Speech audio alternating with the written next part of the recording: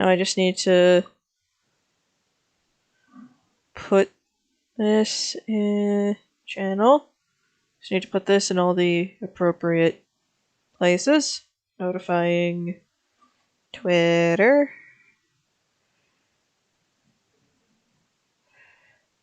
Copy link. Open. There we go. Oh, jeez. Forgot to mute my phone.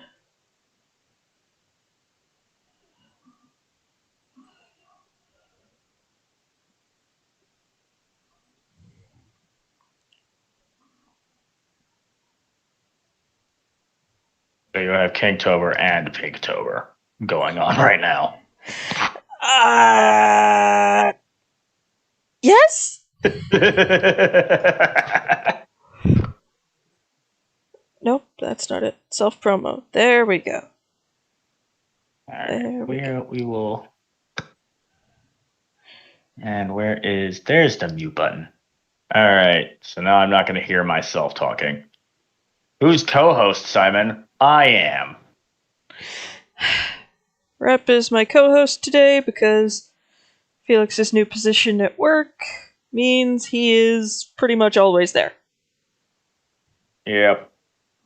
And I have today off. Yep. And tomorrow. Hi, Felix! Good to see you could join us. For a little bit, at least. Hello, everyone! How does it feel knowing that I have replaced you, Felix?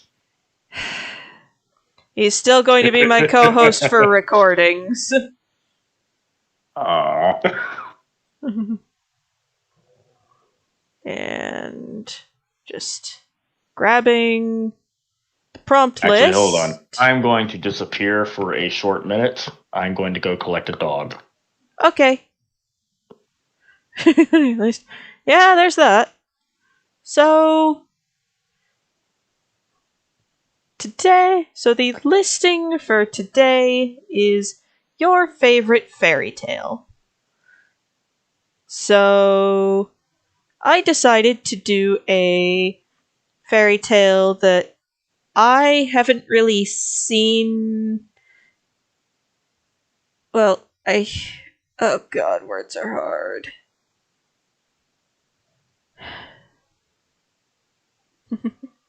Yeah, the basics of... The dog has been collected. Yay.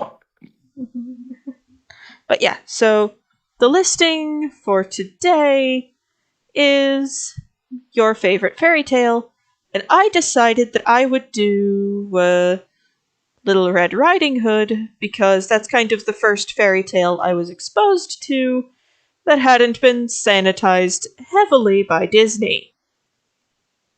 Personally, I would have suggested something like Gurren Lagann, but okay. They mean that the prompt means classical fairy tales, Rep. That one's a classic. Yeah, you're right. Godzilla would have been better. Should you ever decide to have kids, your children will be the odd ones at the pre-K. Fuck yeah. I was the odd one in pre-K. It's only right that they take after their father. I was the kid in pre-K who knew where babies came from.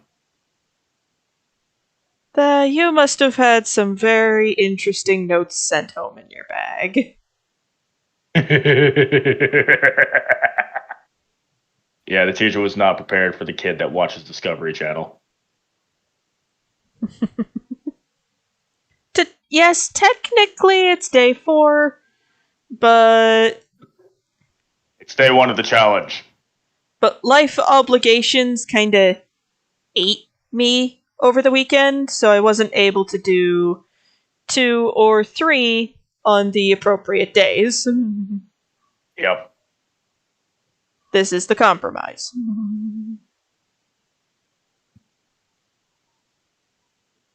Now, Jasmine.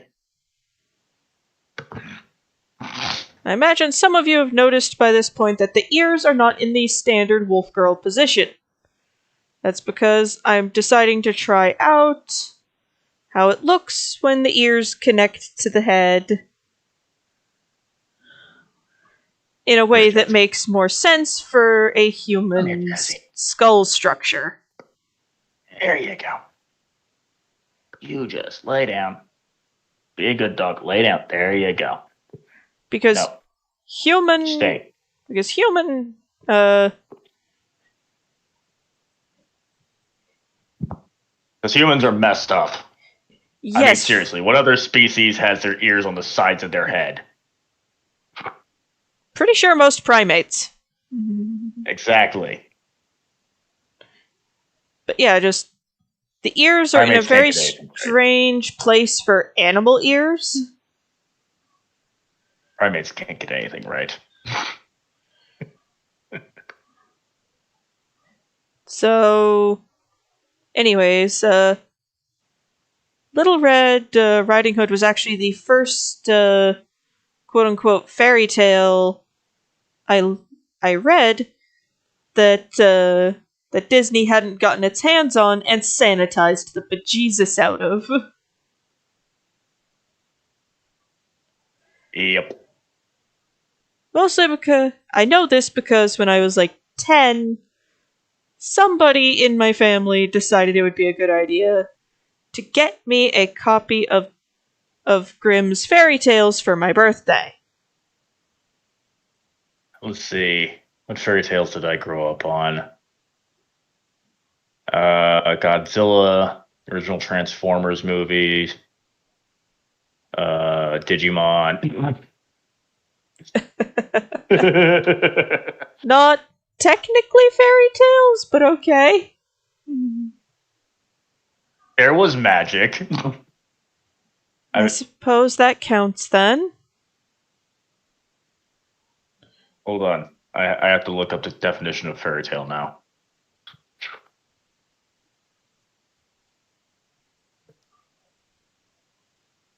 Let's see.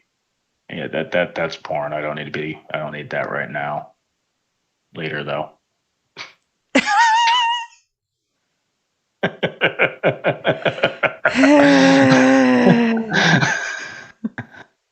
Let's see. Fairy tale. Noun. A children's story about magical and imaginary beings and lands. So yeah, yes, that all most totally counts. So yes, that totally counts. So yes, most children's cartoons then, by that definition, count as fairy tales. Felix, your favorite fairy tale is now Digimon. You're welcome. Well, it kinda already was.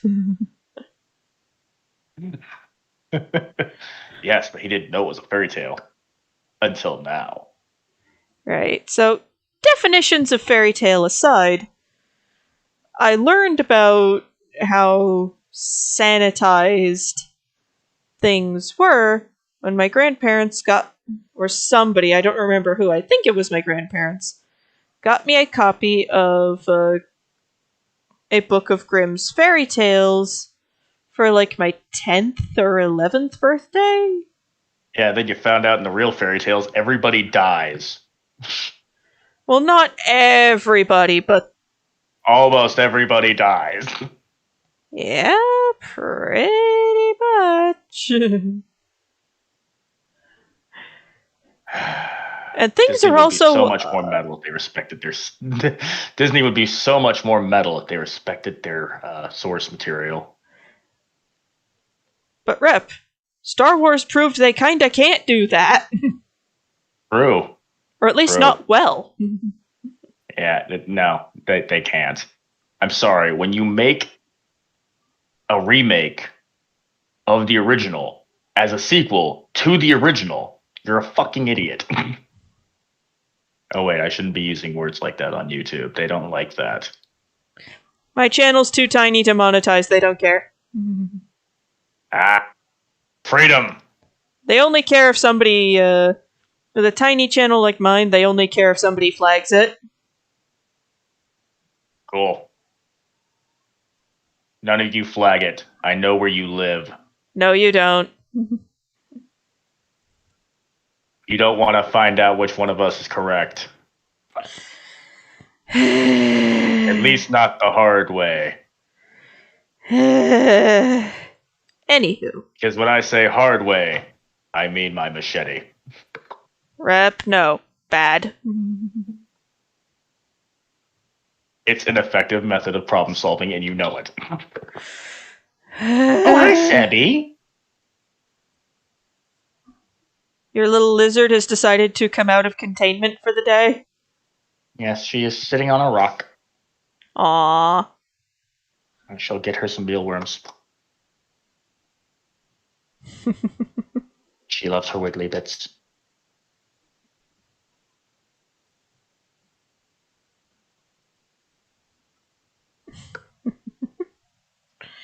But she does not like my. Of course, she does not like my hand. Well, of course, it's coming in from above. Forgive my terminology, but her little lizard brain is probably going, "Oh God, it's gonna eat me!" Yeah, it's pretty much her default state of being when I'm involved. She's terrified of everything. Gonna have to keep working with her. These things happen.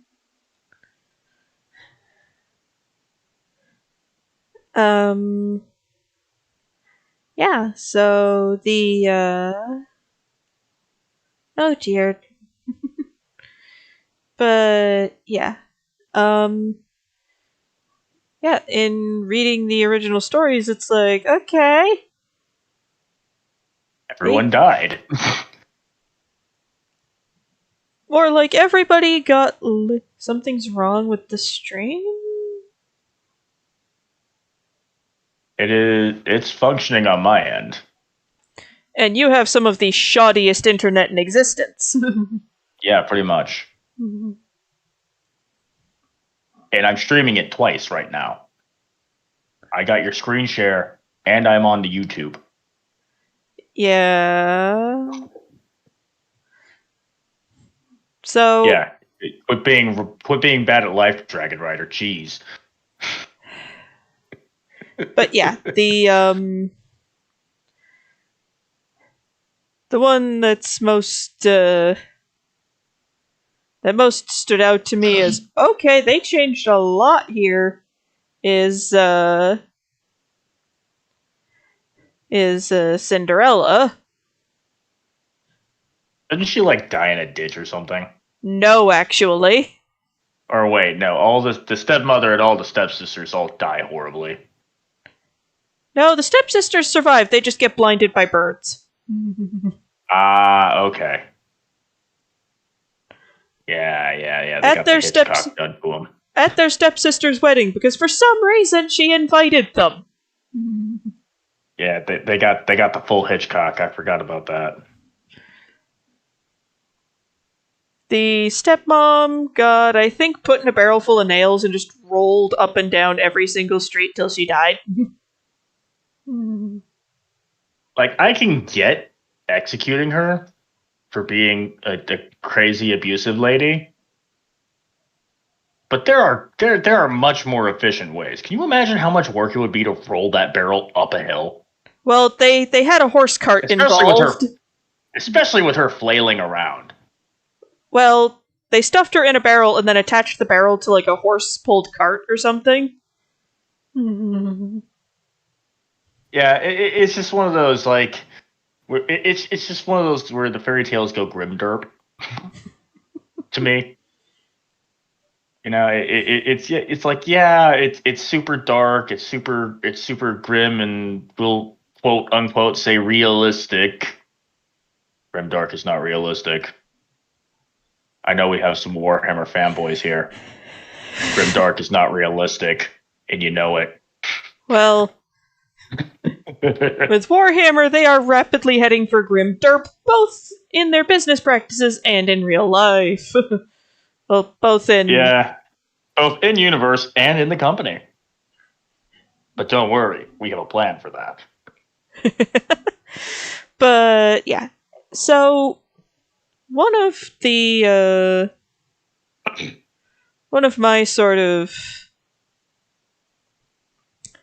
other things they cut out in the Disney version was that the ball was originally spread out over multiple nights.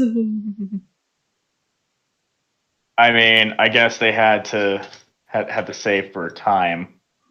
Otherwise, they wouldn't have fit all the musical numbers in there. You know how Disney is with musicals. Yeah. They love them. Like, seriously, chill out. Not everyone has to sing. And not everybody can. Yeah. But, yeah, as I was saying,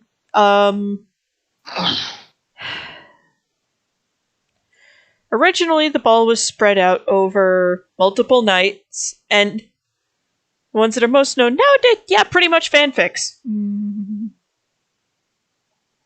Of the originals.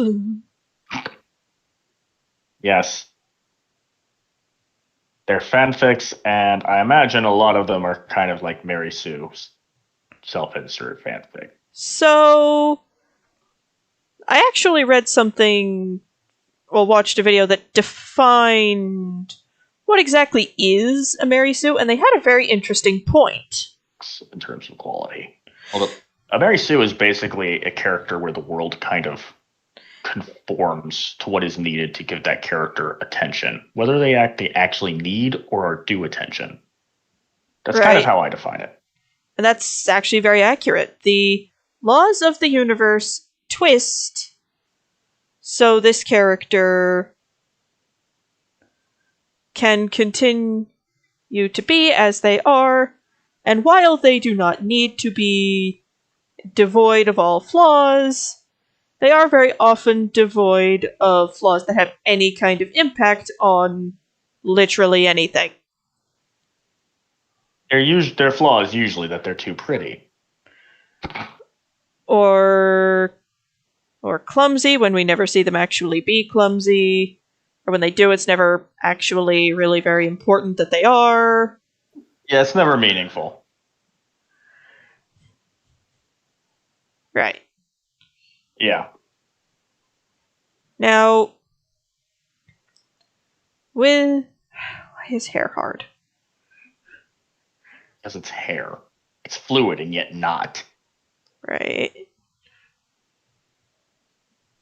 So, one of the interesting things that got left out, at least in the story I remember, was that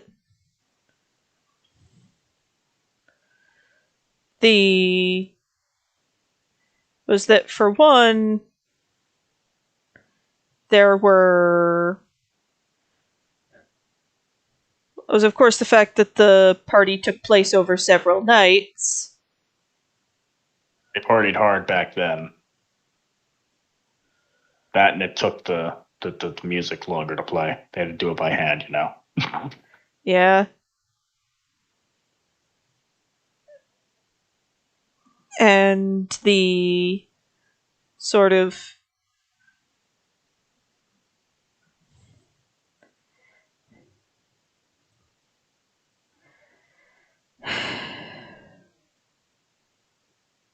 and the sort of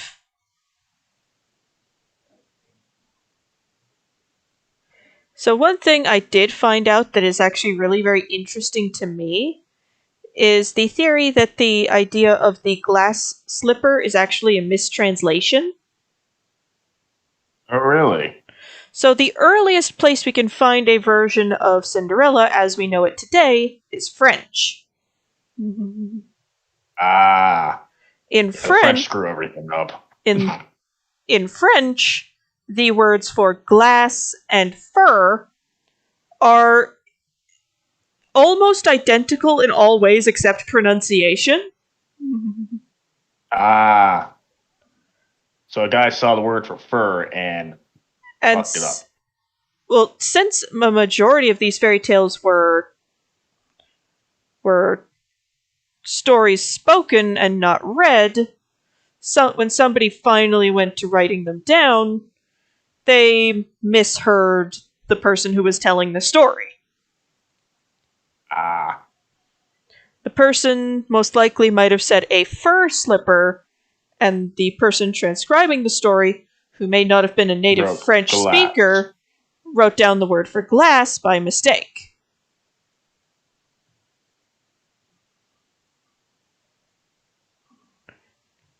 Yeah, I can see it. I mean, it's not as bad as the reason why everyone thought that the Komodo dragon's spit was bacterially infested Instead of anything else. instead of legit venom. Have I told you that story? I get the feeling you're about to. I mean, if you don't want me to tell the story, I won't. You know. I don't really have anything better to do. All right, cool. So, when Komodo Island was first found, and they first found the Komodo dragon, they found a 10-foot long, 300-pound lizard with really big claws, a tail that could snap a man's leg, and of course, the bite. So when people saw this, Arguably the most dangerous bit of the critter. yeah. So when people saw this thing, obviously this is a massive predator. It has one of the best success rates of any large terrestrial predator out there. Like lions, they mess up about 70% of the time, if I remember right. Komodo dragons, well, Komodo dragons, they got a 99.8% success rate, if I remember the number right. They get stuck done. Basically, if they decide you're going to be food, there's not a whole lot you can really do about it. Yeah. So they saw this really big, really powerful predator. And the people who were doing these studies, I think this was like early 1900s, noticed that the things the Komodo dragon was biting were getting sick. And dying. Yeah. Lots of blood loss. Particularly, the symptoms were connected with a great deal of blood loss and shock. Makes sense. So, I mean, have you seen? You probably have, but like, have you seen the inside of a Komodo's mouth? Those suckers are like 90% teeth. Yeah. 90% teeth, 10% hatred for all other living things. with a very large, thick coating of slobber. So the people looked at this, saw the things were getting sick, and then looked at the lizard and said, "This is a 10-foot long, 300-pound animal. It does not need venom." So clearly, they deduced that it was due to the fact that its mouth was filthy, and so it was a bacteria. It was due to bacterial infection from the bites. And then actual scientists using actual brains looked at its teeth and went, "Oh yeah, these look like these look like how you'd envenomate something." Yeah, and then it was, I think, in 2002, because this was very widely accepted by the scientific community. These were legit scientists that made this assumption. It must feel interesting to be wrong.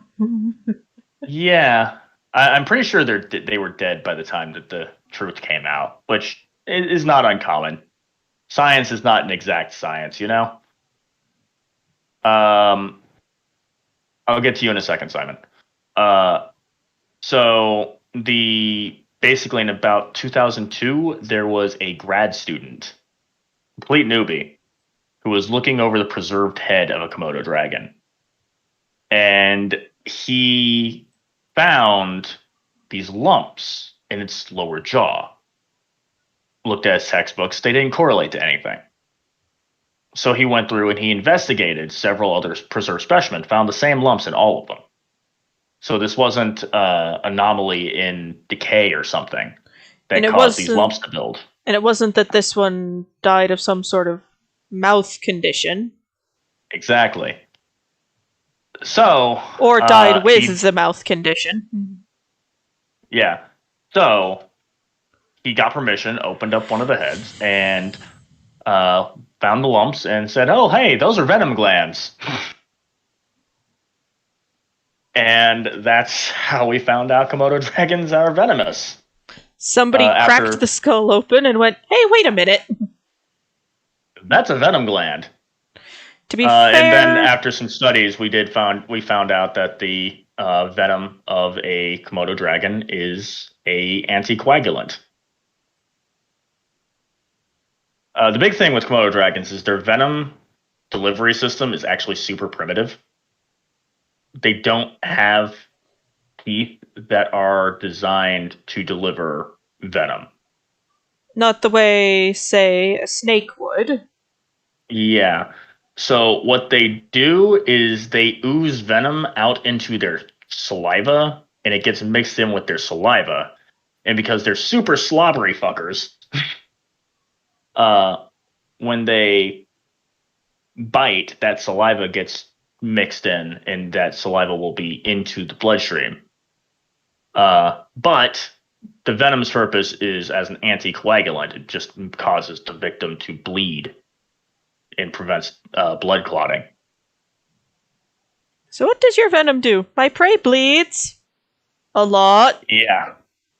Yeah, which for a Komodo dragon is super useful. They track food forever. That's why they have such a high success rate, is because even if the initial attack fails, the hunt's not done until the prey drops, basically. And they will follow you wherever you go to make sure you do eventually drop dead. Yeah. So when a lion attacks you, that initial attack, if that initial attack doesn't work, the hunt is basically done. You're basically safe. Komodo dragon, when a Komodo dragon attacks you, you're going to be going at this for weeks at a time. You're not going to be getting away unless you actually leave the island. You have to get out. Yeah, you have to get outside of where the Komodo dragon can reach you. And given the fact they swim, climb, and burrow, there's not a whole lot that slows them down. Welcome to Stream with Rip. Did you not know about reptiles? Well, strap in, curse. Yeah, welcome to Rep World. This is if you live with me, this is your life. Because if you're friends with him, an unending supply of information. If you're friends with him, this is also your life. Yes. All right, Simon.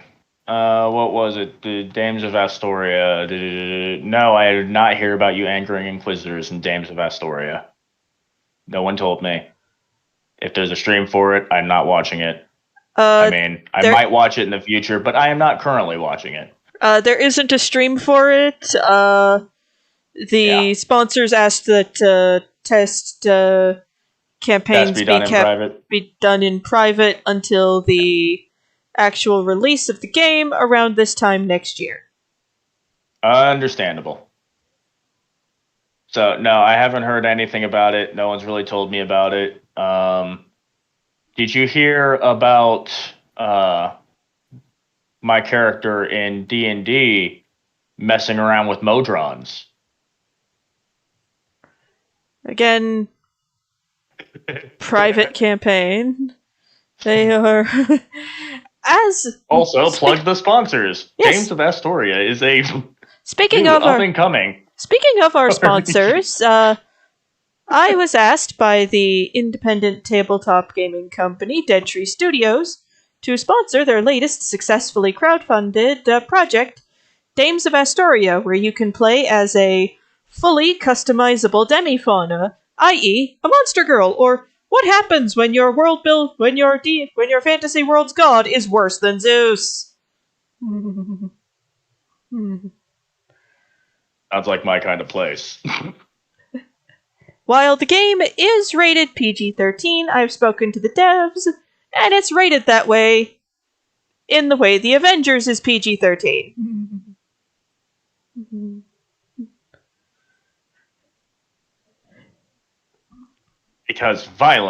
Because while sexual content is traumatizing for children, violence certainly isn't. Exactly. Don't think about it too hard. Or do. It amuses me. Anyway, so there is a link in the description to where you can pre-order your very own copy of the Dames of Astoria Player's Handbook and the core world-building book. Words hard. Something.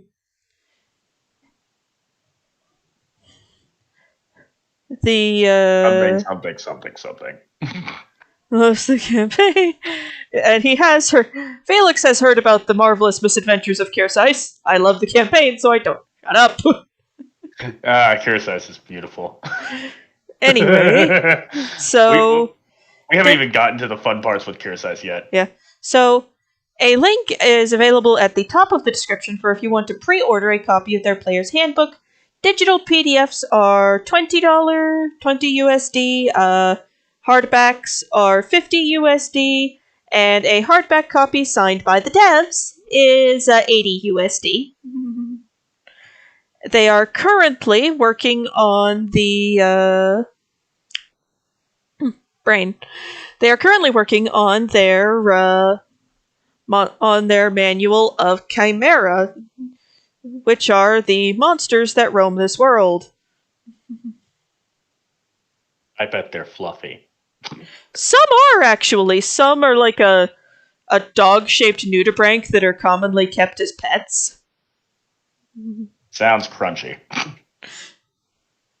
Nudibranchs are arthropods, aren't they? No, they're sea slugs. Oh, okay.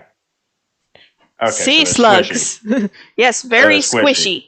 And yes. They vomit up their organs. Or do they shit out their organs? That's sea cucumbers. That's sea cucumbers, rep. And starfish. And a disturbing amount of creatures. Yes. How do you defend yourself against enemies? Well... Strap in, kids! This is where the fun part happens. And by the fun part, we mean the part that's potentially psychologically damaging. Yep. But not Felix, if we get to some of the fun parts of the stuff we have planned for the campaign, one, I'd be going into spoilers for the other players, and two, Bean would probably show up with Doom Guy references almost immediately. Okay. Now, Kearsarge is just child friendly. Yeah, to give you an idea of some of the variety of life you can end up with when creating a demifauna. This wolf girl right here is a perfect example of a lupine demifauna.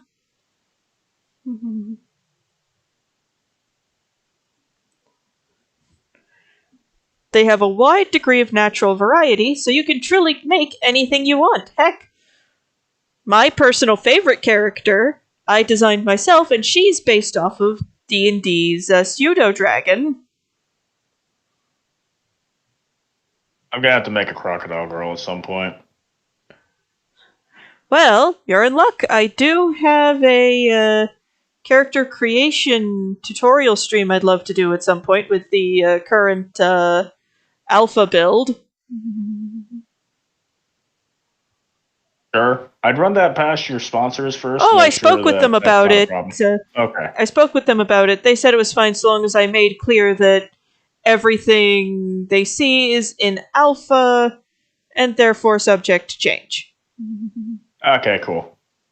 Just say everything you see here is in alpha and can change at any time. Yeah. Of course, if I'm doing this, you can expect complaining about how I'm not allowed to do everything that I want to do. That you want to do with your crocodile girl? I mean, it's one of those deals where the limits of an RPG in preventing you from becoming overpowered, you can't really bring out the full beauty of a crocodile. Because crocodiles are beast mode. Crocodiles are nature deciding, you know what, I choose violence today. Yes. There's a reason why they've survived for as long as they've had. They're extremely effective at the things that they do. What they do are usually rather impolite. And involve eating things.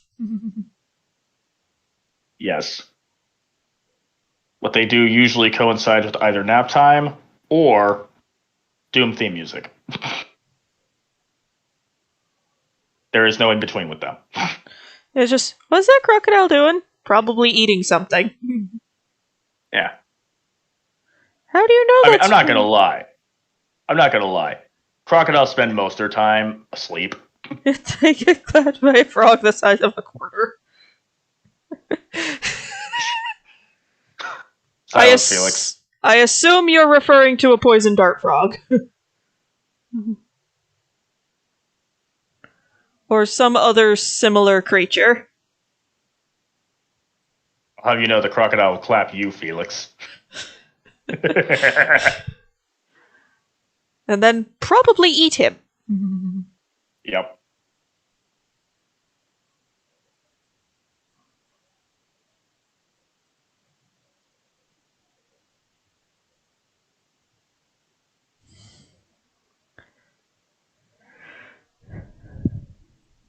Golden poison dart frog would like a word with the entire food chain. I imagine it would.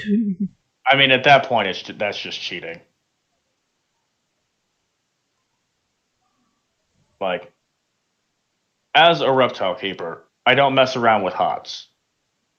Because at that point, it's cheating. Alright? If it's like a crocodile, and it's going to bite me, drag me into the water, and rip me to shreds like an adult, that's fine. But if you're going to be childish and resort to venom and poison, nah. That's cheating in your mind? That's cheating.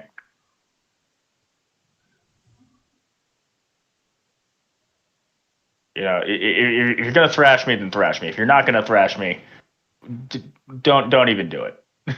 Exactly, it's cheating.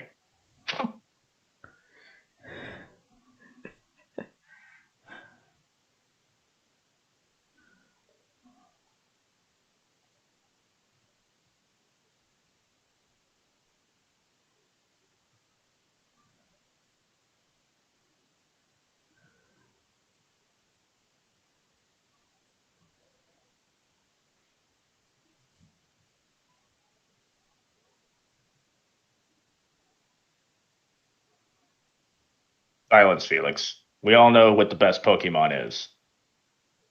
All right, it's Charizard. Second place goes to Tyrantrum. Even then, that second place is pretty close with Gyarados. I smell bias.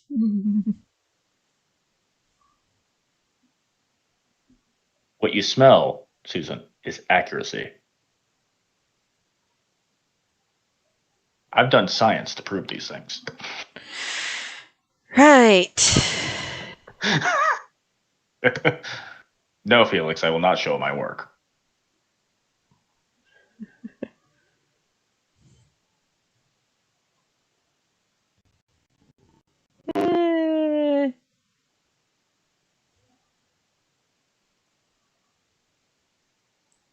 How would we know?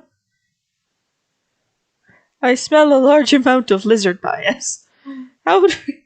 Yeah, the fungus was a surprise to all parties involved. Although I still state,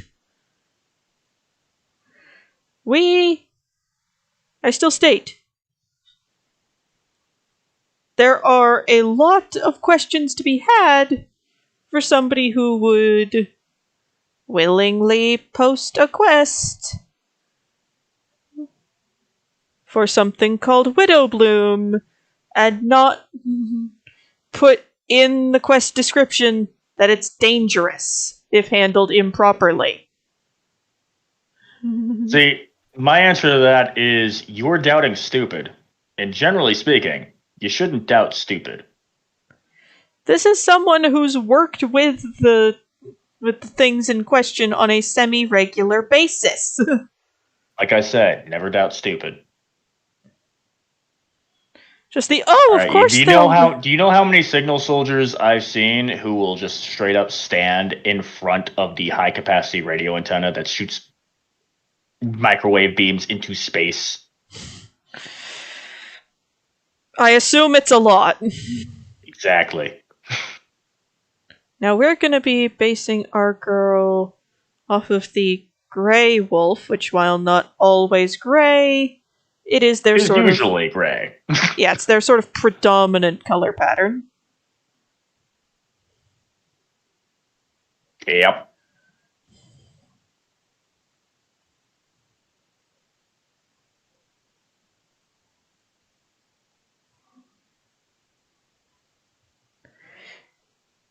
Now, the interesting bit involving demifauna is that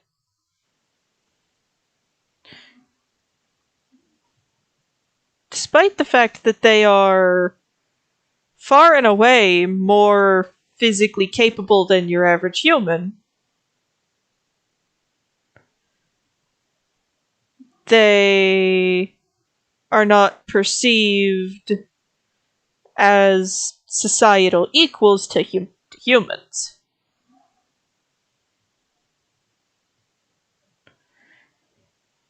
I mean, when you could distract somebody with a laser pointer.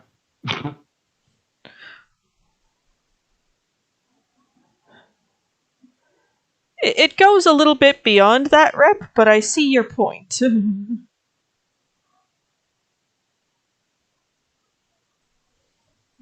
Hey, what are you gonna do when the scary cat girl comes at you? Laser pointer, easy peasy.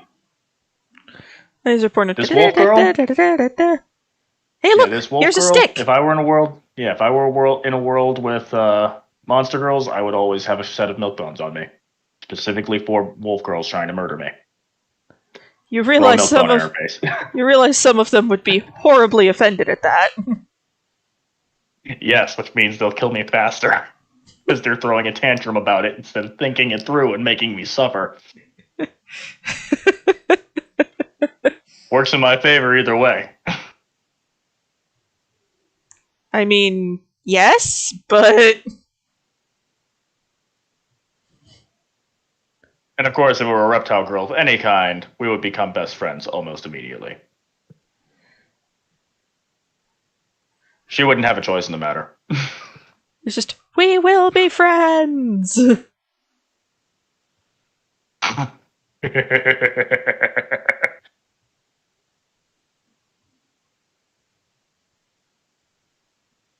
You should tell the Dames of Astoria people that they need to inevitably make an expansion that has like a waifu apocalypse setting.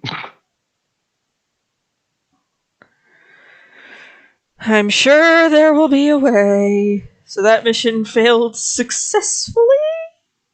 Pretty much.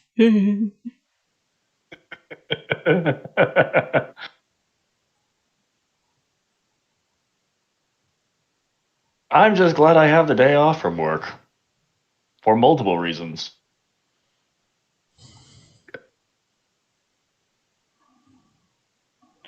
I just realized I should probably add some toes. Yeah. I was just having the claws a little bit longer and out touching the ground.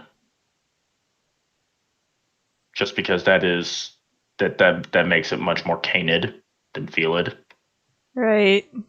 We don't want to feel it, Doug girl. That'd just be weird. Ugh. Feel it, eh? I accidentally rotated it when I wanted to move it. My bad. Ferg. Always good. Oh no, you know what you should do? What?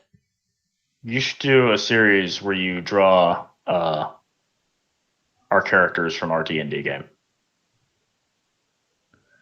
That would be fun, yeah. Yep.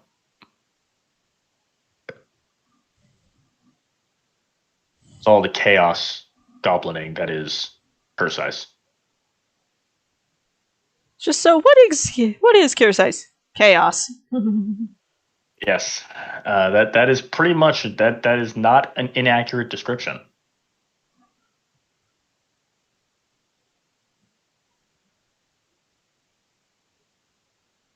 Circe is the chaos that nobody was expecting, And some of which us means he's didn't doing his entire job. and some of us didn't entirely ask for. No one asks for Circe when he shows up. All right, when we get the actual True Fractured Paths campaign going, it's going to be specifically designed to where you guys did not ask for Circe when Circe happens. He just does. He's just going to show up. He's not part of the quest. He just shows up. Well, kinda like Takis, but with less sadness. And more cooking. Don't ask where the meat came from.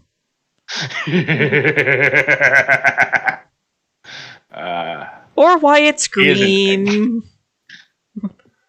Circe is next lit chef. Just don't ask any questions you don't want answers to. Oh no, Circe is uniquely the Chaos Goblin. Everyone else is pretty chill. Well, the Paladin's horny. The Paladin is doing bard things. And the Cleric is trying to get the Paladin to not do bard things. And Barbarian is chill. Yeah, Barbarian is perfectly chill till somebody pokes her angry button. I thought that went without saying, Felix. I mean, come on. It was either lizard folk or dragonborn or human with a pet dinosaur. That's how this works.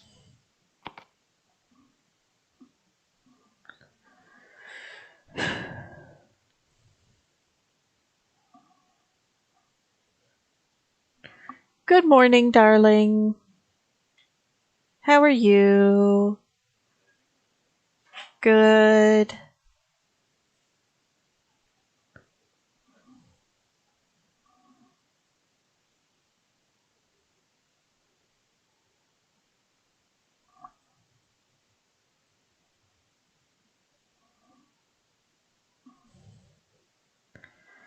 Yes, Simon, that is pretty much the gist of it.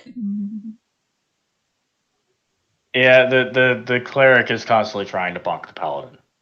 And the lizard folk monk is definitely not going to kidnap the cleric's daughter and teach her kung fu.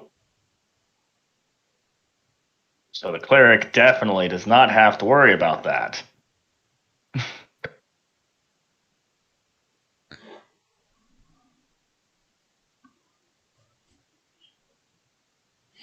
It's okay, dear.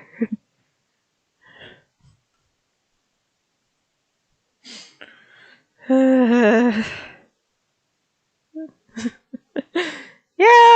that's a fairly good reason to be suspicious. I mean, this party's already had the bit that's the Mission Impossible, but a kazoo. Oh, we're gonna have that a few more times. Let's be honest. Felix brings up a good question. Why not Yuan-ti? Why not Yuan-ti? I don't know. They don't appeal to me. It's like a human playing pretend, not a real lizard, you know? Does that make sense? Makes sense to me. Like you're not a real lizard. You're just cosplaying as one. Although Yuan-ti do have special sort of pseudo-reptilian abilities you don't really see with anything else. Yeah, it's like, oh, you have you have scales and stuff. Oh, you have like betrayal and stuff going on. Yeah, name one snake that even forms relationships well enough to betray anyone. Poser. Play it as a mouse. Have you seen a group of murder?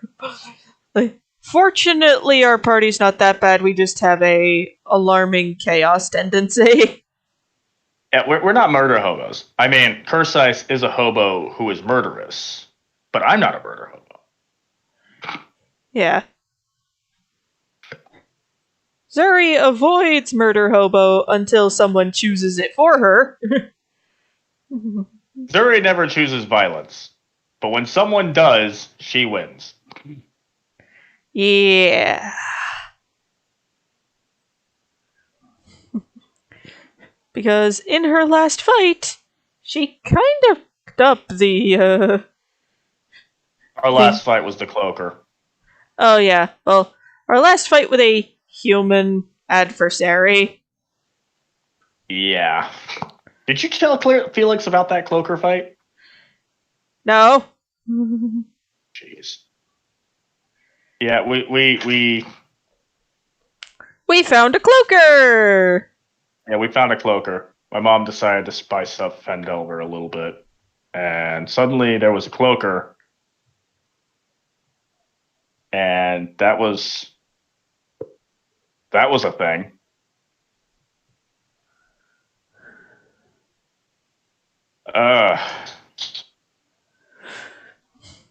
Perseus tried a heroic sacrifice, and nobody ran away to make the heroic sacrifice a heroic sacrifice, which sucked.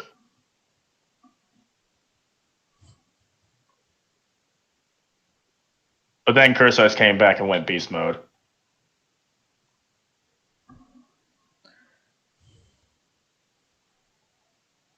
A party doesn't have to be the murder hobos.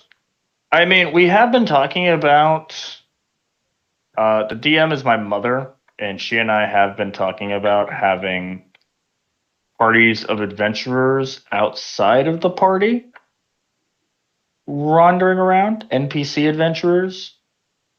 Yep. I know there's That is one exactly what our party is, Simon. The barbarian's the calm one. and the rogue is the one that keeps everybody in check. Hi, I'd like to talk to you about Dice Sesh. Dice Sesh is a recorded actual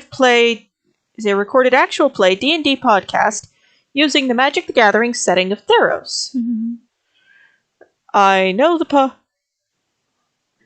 I'm promoting the podcast because I'm kind of in it.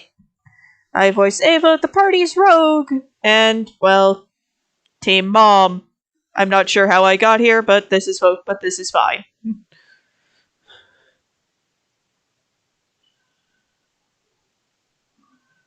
I mean, you're also kind of the team mom in our D&D game. You seem to get yourself in that position a lot. Maybe it's because I'm a mom in real life. Yeah, maybe. It just feels natural at this point.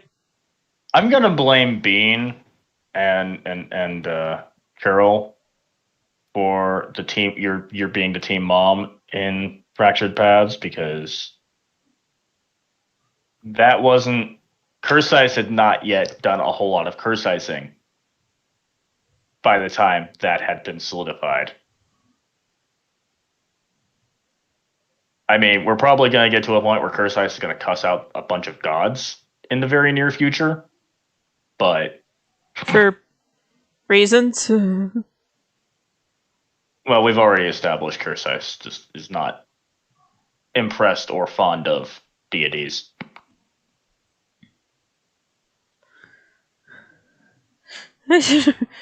Well, no surprises there, given.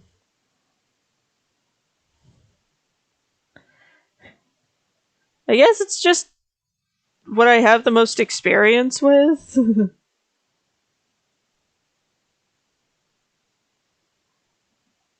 You should make a character that's a rebel without a cause.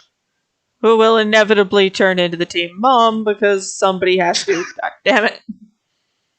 Because somebody is going to pull some chaotic nonsense. Potentially. Well, it all depends. We shall see where things go.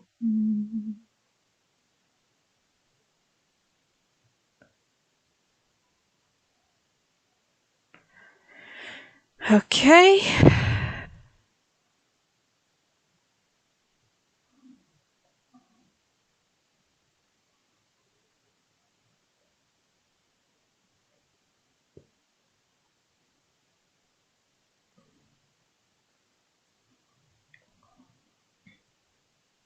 Hold on, I'm getting yelled at.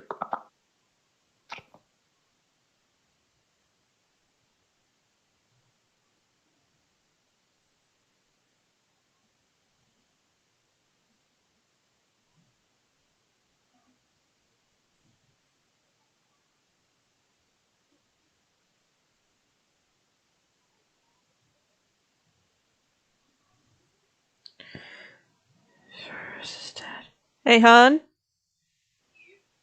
I'm having a brain cramp. What's Tauros' dad's name again? Okay. Tauros' dad is named Asterios, and his mother is named Murdrin.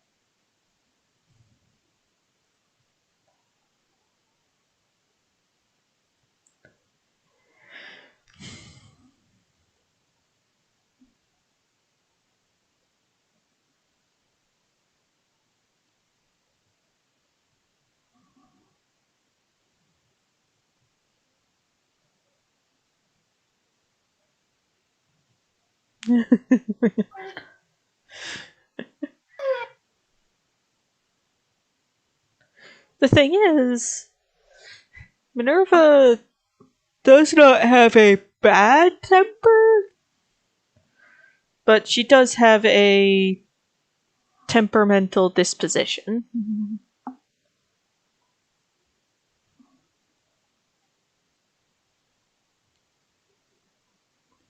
Experience playing D&D with family members.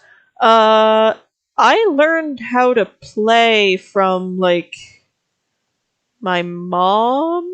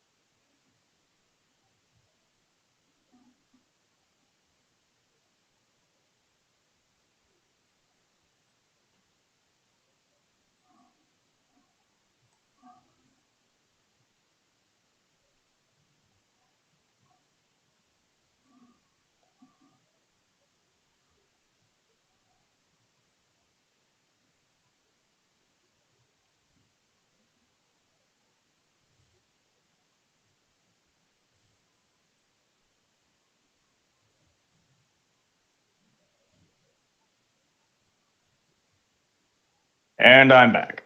Okay. My dad played a barbarian that acted more like a bard. Ooh. The Barbarian. Can be fun. A time-honored and noble class. Yeah, I just figured For when you need to... I'd try and add a little bit of shading to the lighter portions of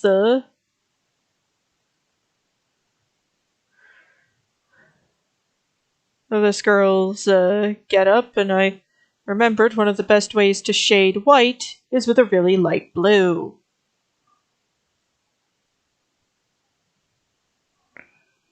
Well, it's one of the nicest ways. Yeah. Thank you, elementary school art class.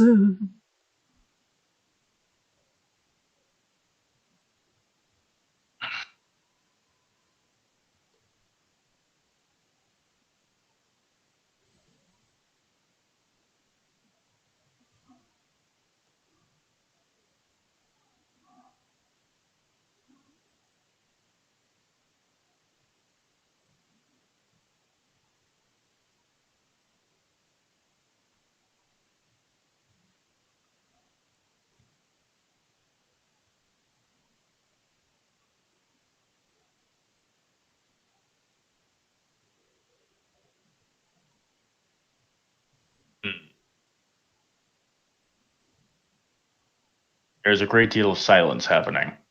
Sorry, that happens when I'm concentrating. When you focus, yeah. It's like I've suddenly lost things to talk about now that I got interrupted and don't know where we were at. We were discussing... Well, the chat was discussing... brought up the idea of experiences playing D&D with family members, and my mom was actually the one who taught me how to play D&D starting with 3.5.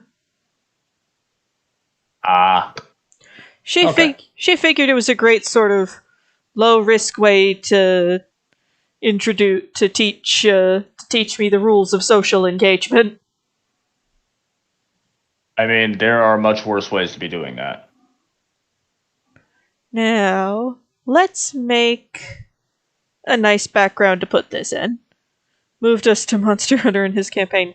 I have a supplement for porting some of the stuff from Monster Hunter into 5th ed D&D.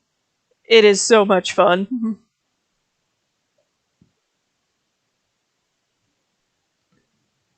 That does sound like a lot of fun, yeah. Good old-fashioned Rathalos stabbing. Always good time. Yeah, and there's actual stats for, like, loot and how to upgrade your weapons and all that good stuff.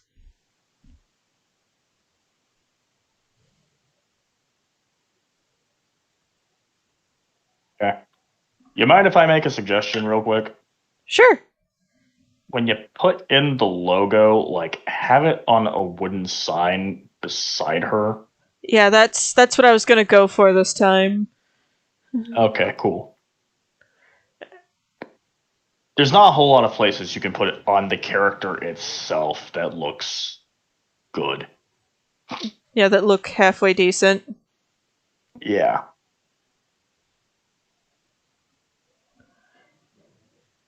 She was a rep.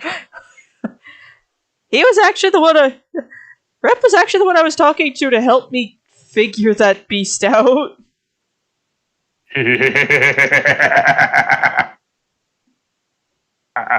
You're welcome, Felix. Just so you know, she comes to me with a lot of the Monster Hunter monsters, and we discuss it. And usually the one suggesting the stuff that makes your life harder is me.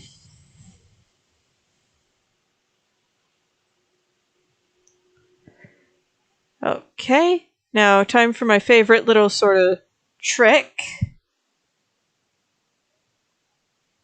Using a thick fur brush.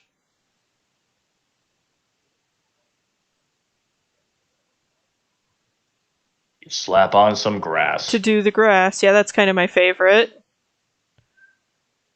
Yep.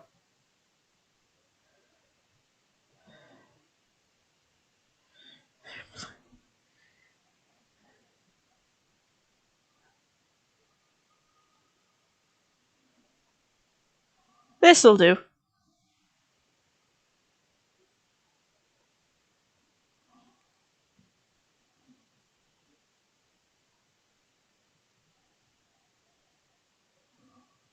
I would suggest posting that in Ideas. in the ideas instead of here. Mostly because here is going to be a lot less permanent, and people aren't going to see them as easily. Like, go over there and slap that in there.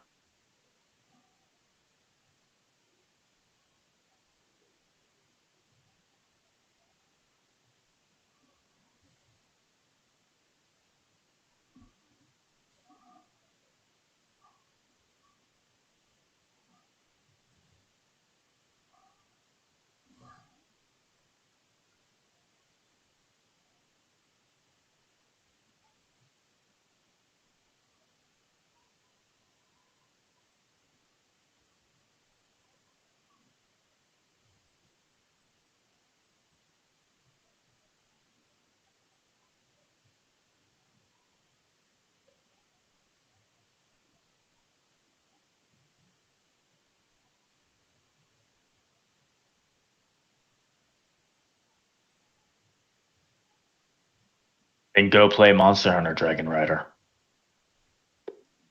Now I want to play. Yeah. One thing I'm really hoping Capcom does, because it was an option on their "What do you guys want us to bring over?" survey, is the idea of cross saves and crossplay between PC and Switch. Mostly so I can help you murder things. Well, that, and so I can port my Rise save onto my computer because I have more space on my computer. Fair enough. That, and I want to help you murder things. Yes, also that. Also, it is a matter of freaking time before the modding community starts doing things. Isn't it? Yep. Oh yeah, the modding community. I guarantee you, there are people already coming up with ideas. And if you and I do stuff, we're gonna pull some mods out and do some weird stuff.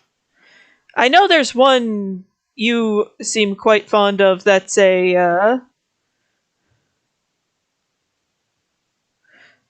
kind of that's essentially a tweak to the aesthetic of certain armors.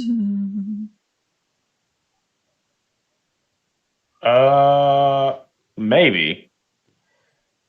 I know I know Although there's one I know you have that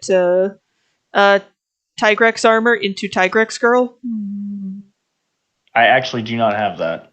Right, but you pointed out to me that it exists. I have pointed out that it exists. Yes. The main mod I'm interested in for Monster Hunter, Monster Hunter World / Iceborne, Yeah? it has been. Hold on, I'm getting a phone call.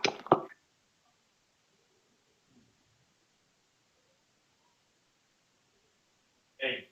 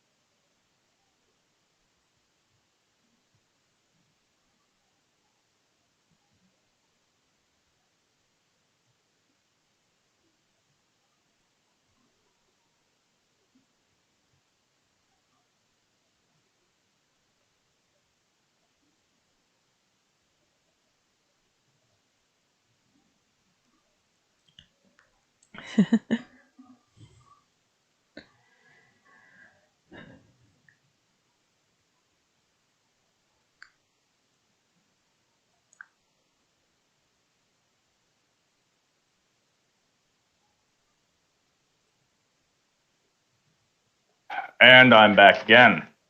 Yay! Yeah, my father doing this is the reason why I've never started a stream of my own.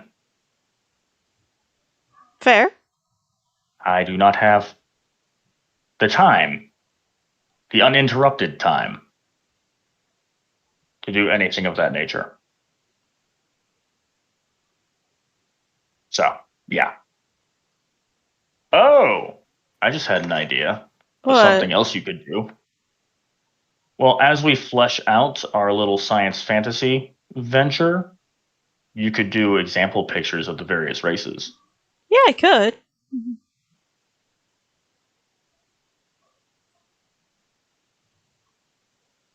Because who wouldn't love to see a Gorok with a chain sword in one hand and a torch sword in the other, screaming bloody murder at the heavens for no visible reason? Why is it screaming like that? Because it can! I mean, are you going to argue with the Gorok? No. The damn thing has 9 hearts. Good and luck compound lungs. Good luck finding them all. They don't have vital organs. I know you don't know what a Gorok is, Simon, because I made it up.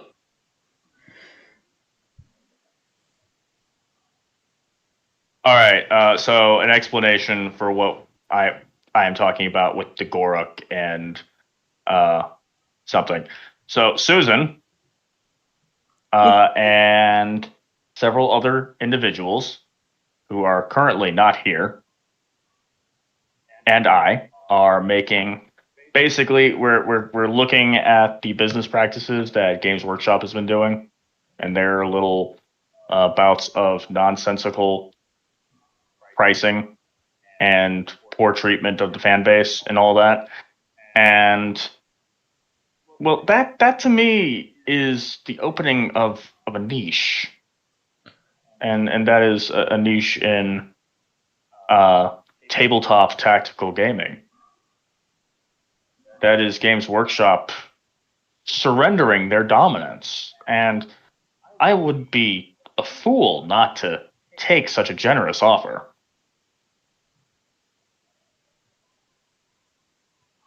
So, When it presents itself. yes, so we are making our own science fantasy tabletop tactical game. This will include our own minis, our own lore, our own everything. This is going to be built from scratch, from the ground up, by us.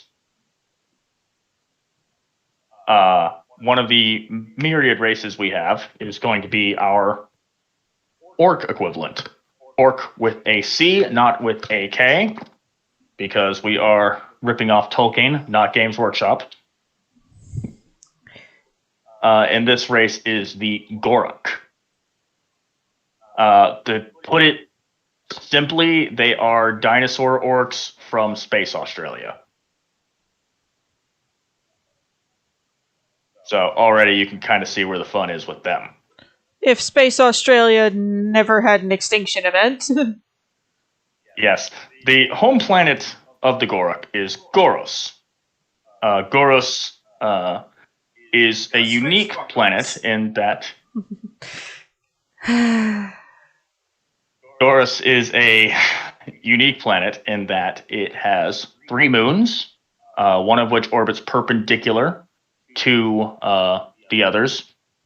It also has those 3 moons have a magnetosphere. Each have a magnetosphere, and Goros is tectonically stable and has a very large amount of biological compounds that are useful for carbon-based life. It is extremely habitable. It is extremely hospitable for life.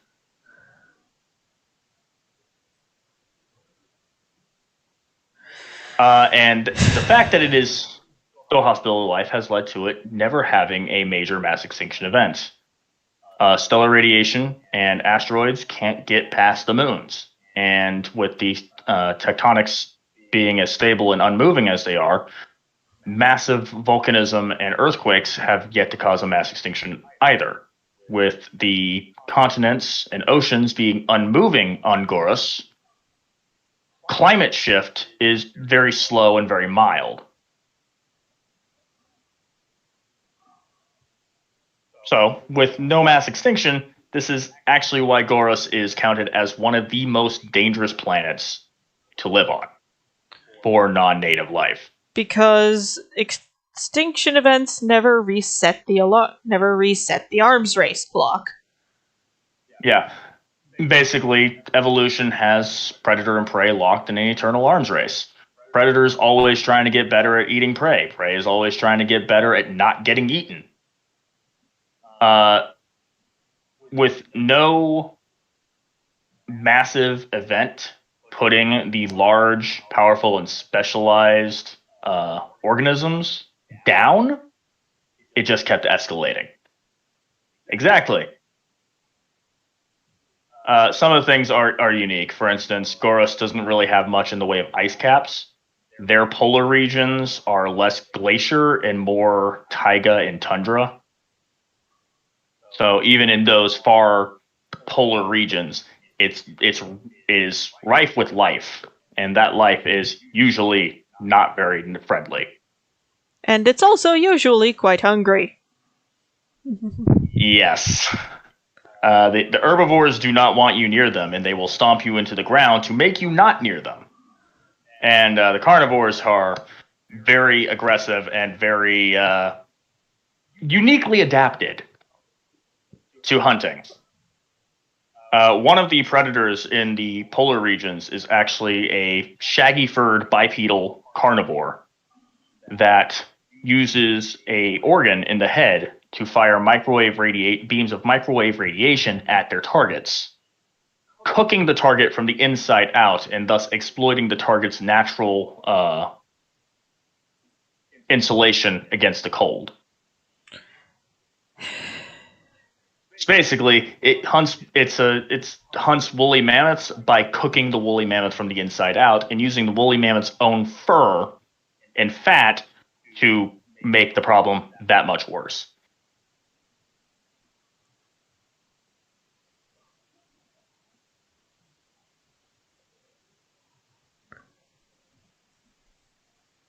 So, yeah, the Goric are one of the toughest and hardiest of all sapient life forms within our setting for a reason. Because on their planet, you have to be that tough to not die.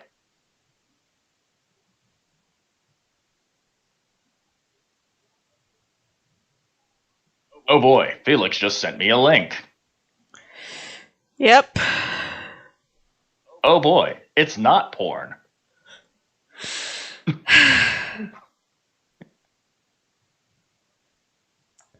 So yes, herbivores are hippos and carnivores are Joe.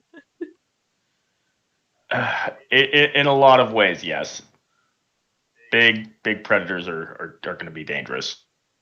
Not all of them have that Joe kind of ravenous, unending hunger, but you can expect some danger to it.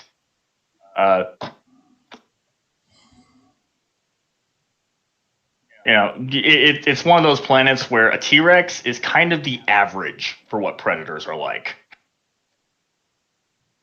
And, for Earth, T-Rex is pretty much the pinnacle when it comes to hunting armored herbivores. And that thing on Goros is just kind of a little bit below average.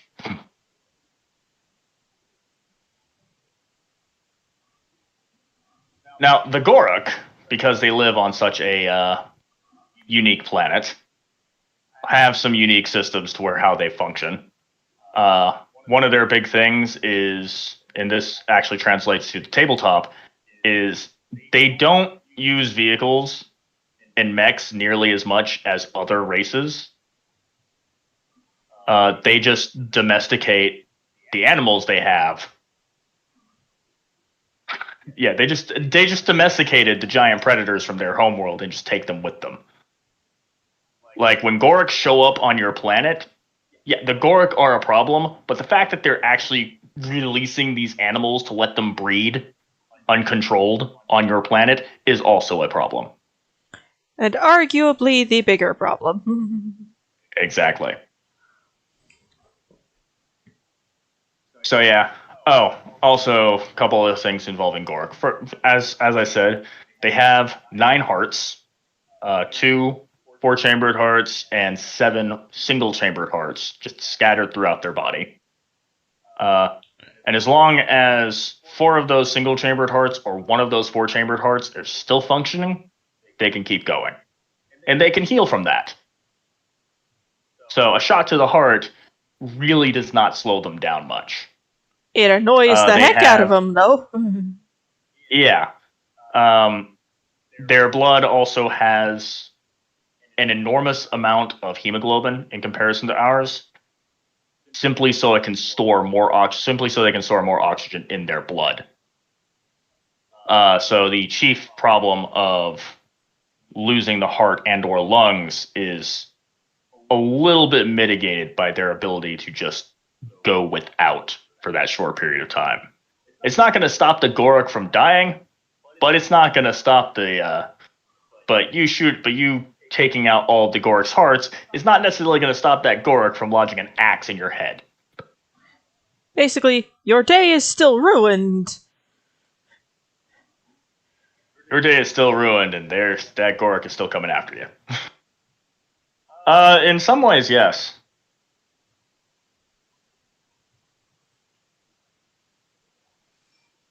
Oh no, they don't.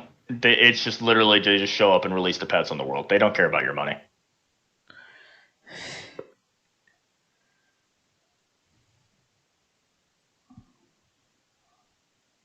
And these are one of the less evil factions in the setting.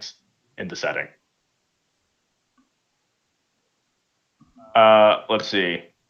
What else? Oh yeah, the Gorok are indeterminate growers.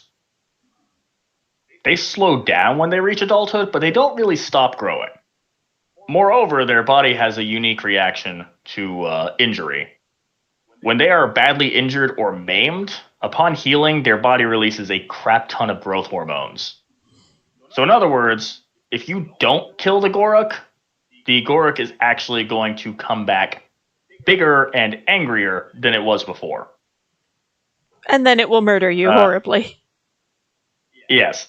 One of the special units for one of the quote-unquote mech units for the Gorok is actually going to be just an old, cranky Gorok warrior who's just gotten that big to where he can be toting around mech-sized weapons and be wearing that heavy mech-sized armor.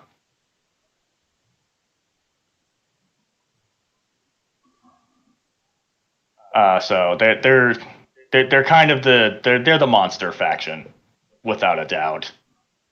Unlike orcs in 40k, if you're expecting them to play like orcs in 40k, you are wrong. They're not gonna. For one thing, the Gorok are going to be a quality over quantity type faction.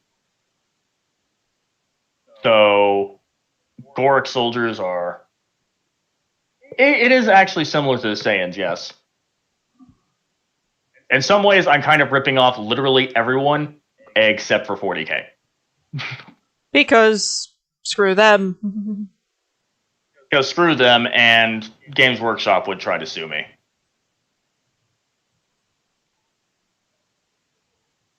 Or just politely put your stuff on their special platform where no one will ever see it ever. Oh, God.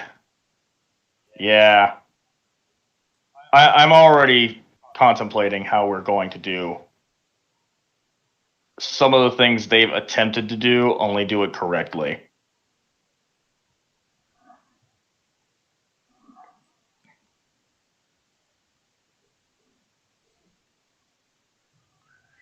So, for instance, the fact that, oh no, people are making fan animations of our intellectual property. Whatever are we going to do? Probably start a contest to see whose fan animations are best.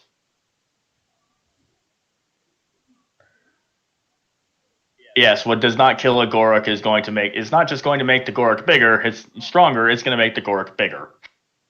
And angrier. And, yeah, angrier. Gorok are very good at anger. Sweetie? That said, I'm also kind of setting them up to be kind of be actually kind of wholesome. Okay. The extreme hardship on Goros has also driven a certain degree of mental hardiness as well. They don't suffer from despair and depression in the same way that other races do. Right. So something like a Gorok committing suicide is practically unheard of. They just don't feel the emotions that would drive that, which is a good thing, because with the kind of things that they're up against on their homeworld and the things that they've evolved with, is otherwise they would have some problems. Yeah. The Gorok population would be much smaller. So to them, when they see an unstoppable foe or some great hardship, that is actually kind of something to rally for. They see it as a challenge to overcome, and the closest thing to surrender a Gorok knows is the understanding that he is going to die as he dies fighting. Right. So he's gonna die, but he's not gonna quit. On top of this, Gorok also have a rather acute pack instinct. They bond with each other very strongly in terms of emotion.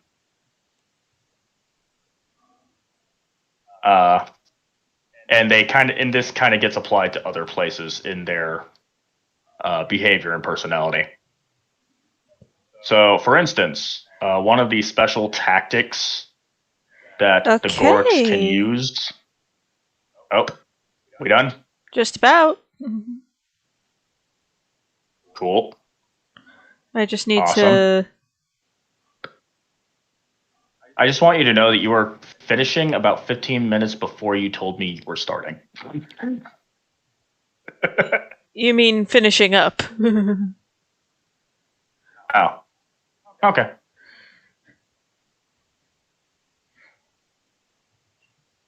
Confusion reigns sometimes. And for that, I'm sorry. It is what it is. But one of the special tactics that is unique to the Gorok is literally called "That's Poor Bromanship" in all caps with several exclamation points. Right. Basically, in the rules, there are tactics that will allow the player to sacrifice a single unit for the betterment, a single troop for the betterment of the unit. Mm-hmm. And these fall under two categories: self-sacrifice and forced sacrifice. I think you can kind of already see the difference there. Yeah. It's one of those, I can see where this is going. Yeah, so like a commander shooting a conscript in the head in order to keep his men from retreating with fear would be a forced sacrifice. And one of the Gorok special tactics is "That's Poor Bromanship." Basically, anytime an enemy unit does a forced sacrifice, and is within charge range of a Gorok unit, they can immediately charge that enemy, engage in melee combat, and the first troop to die is the leadership unit for that, the leadership troop for that unit, or the officer. whichever happens. Whichever had their tactic points spent to perform the forced sacrifice. Basically, whichever one they get their hands on first. Pretty much, yes. So, yeah, the Korok have a strong sense of camaraderie, and as they refer to it, bromanship.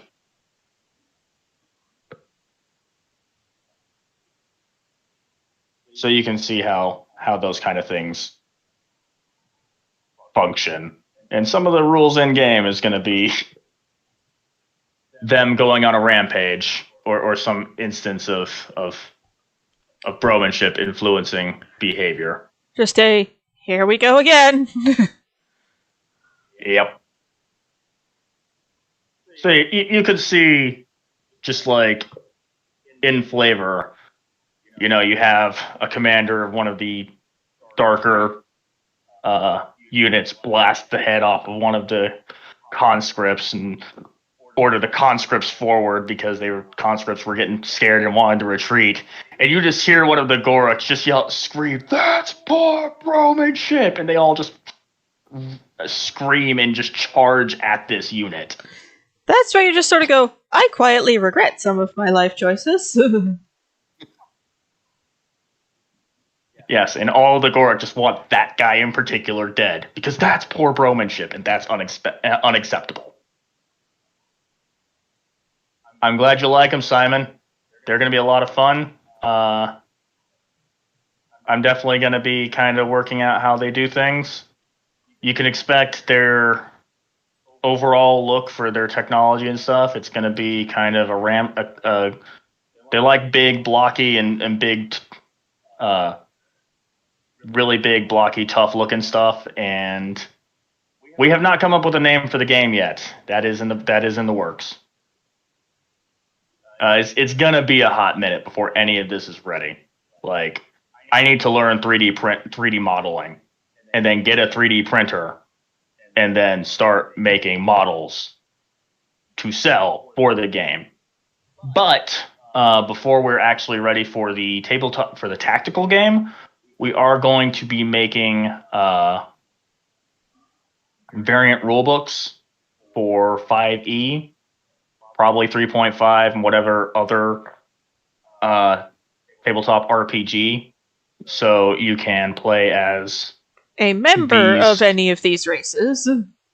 Yeah, so you can play as a member of any of these races and factions and kind of do your own thing within the rules of those games. So it's going to be a smaller, more personal way of playing within that universe, but you can definitely play as a Gorok and have all the fun that would be involved. Big thing with Goroks, I'm going to give you this advice now. Playing as a Gorok, get loud, get enthusiastic, and get violent.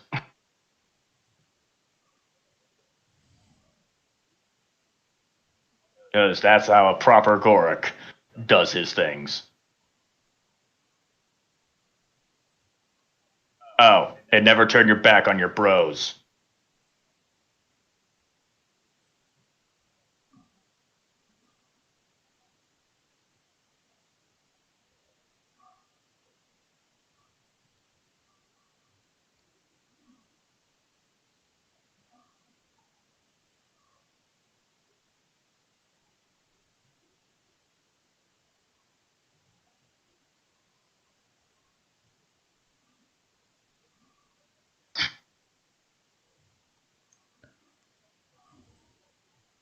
I'd say this is some good advertisement for our game. Yep.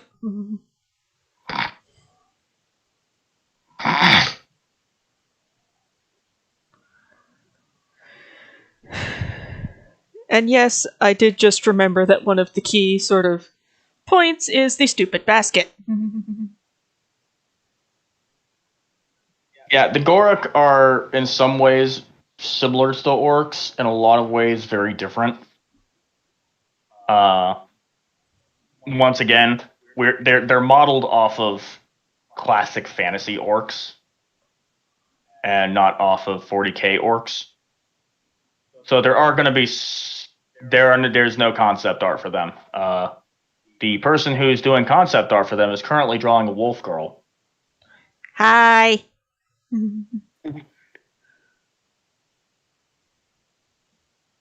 But there are going to be similarities to 40k orcs, and this is largely going to be due to the fact that they share a common source material. They're both based off of classic fantasy orcs, and through classic fantasy orcs based off of Tolkien.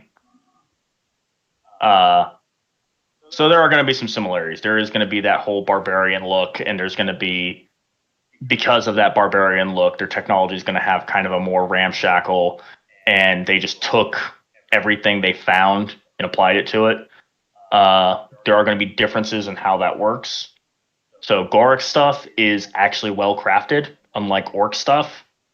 Well, that wasn't. It's well crafted, However, but it still looks kind of funky sometimes. However, Goric are a very much function over fashion kind of deal. And they also like things looking really big and tough and scary anyway. So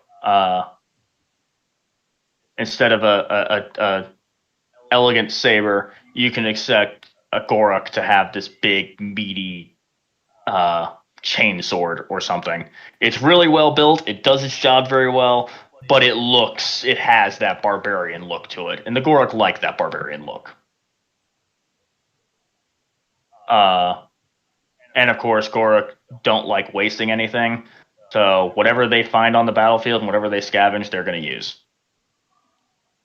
And of course, there we go. Yep. And of course, as you can expect from a fantasy orc given a gun, they're going to care more about fire rate over accuracy. Spray and pray. Yep. Why get better aim when you can just shoot more bullets?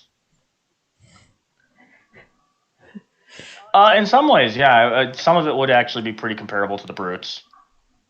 I may have to do a little. I'm not a big Halo guy, but so I'd have to look into a bit more. But brute tech may be quite similar. I know the gravity hammer is right up a Gorik's alley. I can only imagine. Okay. Hammer goes smash. All right. I can't think of anything else to do with this. Yeah, it looks good to me.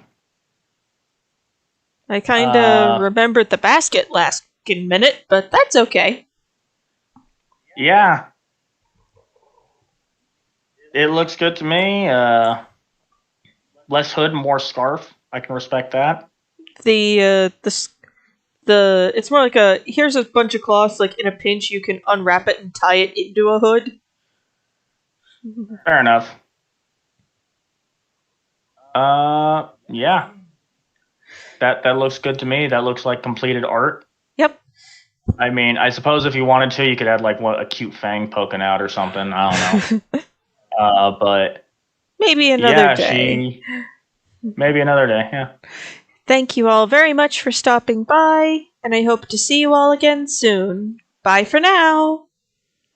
Bye.